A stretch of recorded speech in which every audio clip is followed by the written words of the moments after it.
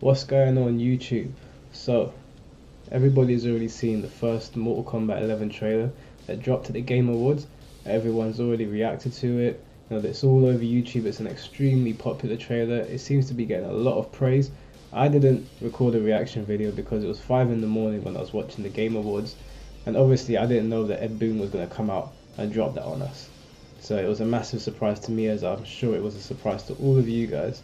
And like I said, it's been getting a lot of praise, but the one concern people seem to be having is the music choice for the trailer. Now I understand, mumble rap is garbage, but in this trailer's defense and in Mortal Kombat 10's defense, the songs actually went pretty well with the trailers. So maybe mumble rap has a place in the world. Maybe it's okay in some places. I mean, in general, yes, we don't want it. We want real rap back.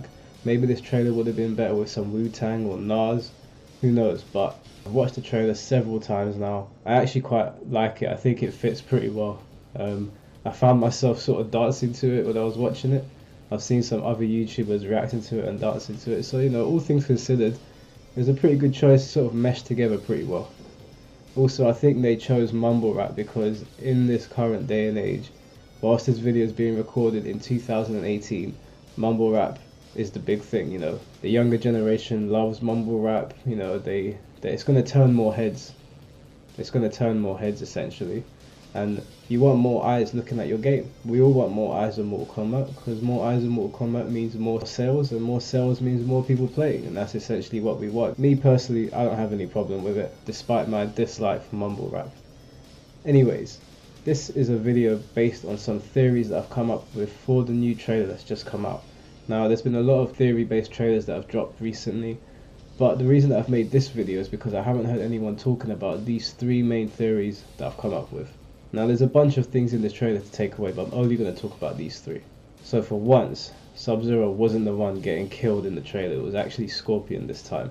But Ed Boon loves Scorpion way too much, so he couldn't just let Raiden get the win. There had to be some sort of WWE swerve at the end. It's me, Austin! Oh, son of a bitch! So after having his head blown to bits, Scorpion reappears to kill Dark Raiden, which led most people to believe that this game is going to use several timelines. Especially with the closing scene of the trailer where it looks like there's some sort of elder god next to a time glass or an hourglass or whatever. But I want to go back to the beginning of the trailer where we first see Scorpion stab Raiden in the chest and seemingly leave him for dead. Scorpion kind of stands back and gets back into fighting stance, sort of like a second round is starting.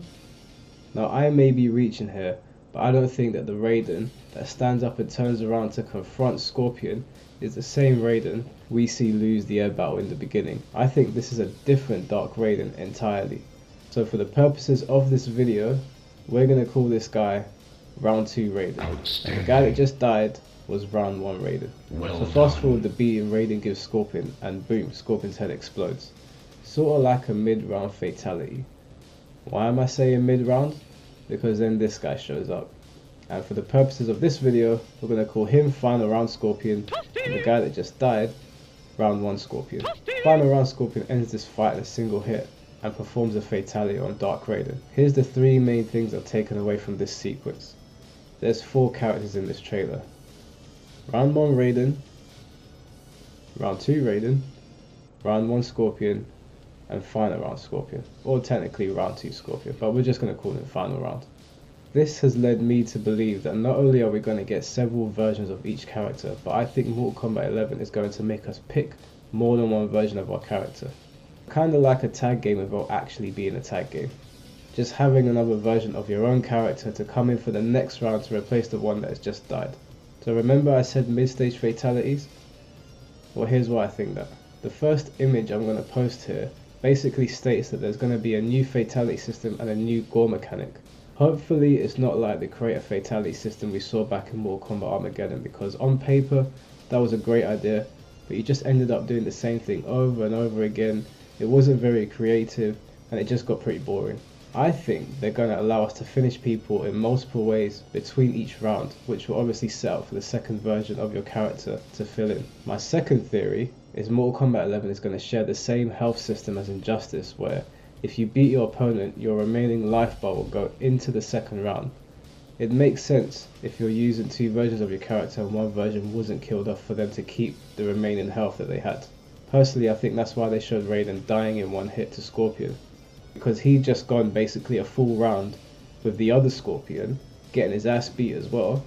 So it'd kind of be like he was on 1 HP. Again, I could be reaching here, but that's just what I took away from this scene. And my third and final theory is, this is not going to be a 2D fight like Mortal Kombat 9 or Mortal Kombat 10.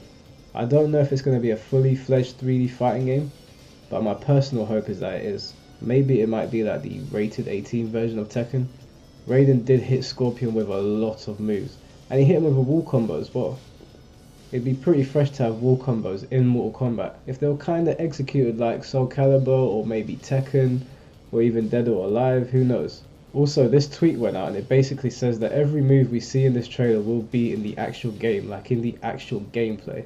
And there's a lot of moves in this trailer. There's a lot of like little attacks that they're doing to each other in this trailer. And generally 2D fighting games don't really have that many attacks. 3D fighting games are really the ones where they explore quite a vast moveset.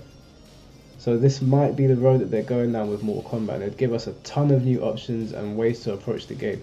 And it'd actually be pretty refreshing. I mean, we haven't seen a 3D Mortal Kombat in years. Mortal Kombat Armageddon was the last one. And those were my favourite Mortal Kombat games personally. You know, they did a lot of things wrong, but they did a lot of things right, and I think in this day and age with the momentum that NetherRealm has, they can really pull off something amazing here. And that was actually one of the things that I predicted in one of my other Mortal Kombat 11 videos, which I'll leave a link in the description section below. But guys, those were just my theories for the upcoming Mortal Kombat game.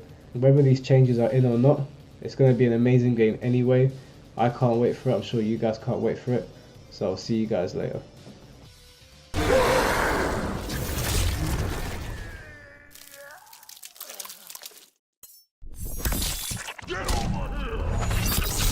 What kind of shit is that?